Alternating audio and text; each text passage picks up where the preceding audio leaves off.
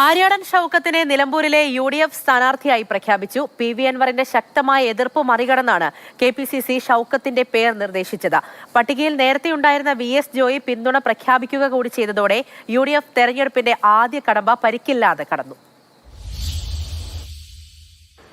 തുടക്കം മുതൽ തന്നെ രണ്ട് പേരെ പട്ടികയിലുണ്ടായിരുന്നുള്ളൂ. ആര്യാടൻ ഷൗക്കത്തും VS ജോയിയും. വൈകിട്ട് 6:30 അത് ഒറ്റ പേരായി ആര്യാടൻ ഷൗക്കത്ത്.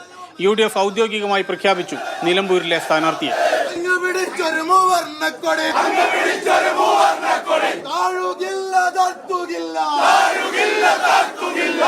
ഷൗക്കത്തിനെ സ്ഥാനാർത്ഥിയാക്കിയതിൽ VS ജോയിക്ക് പ്രതിഷേധമുണ്ടായോ?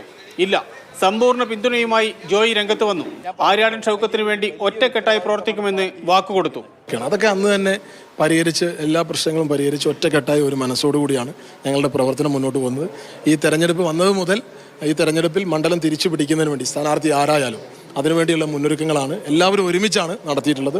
ജോയിയുമായി നേരത്തെ തന്നെ നേതൃത്വം ധാരണയിലെത്തിയിരുന്നു. അത് പ്രഖ്യാപനം എളുപ്പമാക്കി. ഷൗക്കത്തിന് സന്തോഷവും സംതൃപ്തിയും. മണ്ഡലത്തിൽ മികച്ച വിജയം നേടുമെന്ന് പ്രതികരണം.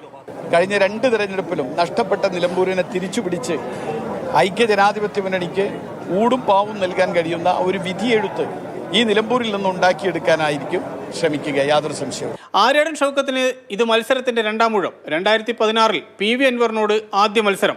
ആര്യാടൻ മുഹമ്മദിന്റെ മകൻ, നാട് മുഴുവൻ അറിയപ്പെടുന്ന സിനിമാ സാംസ്കാരിക പ്രവർത്തകൻ.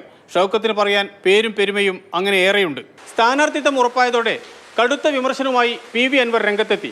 തെരഞ്ഞെടുപ്പ് ഗോതയിൽ ആര്യാടൻ ഷൗക്കത്തിന് ഇനി LDF-നൊപ്പം അൻവറിനെ കൂടി നേരിടേണ്ടി വരുമോ? 2 ദിവസത്തിനകം അറിയാം. CK Vijayan, Mathrubhumi news, Nilambur.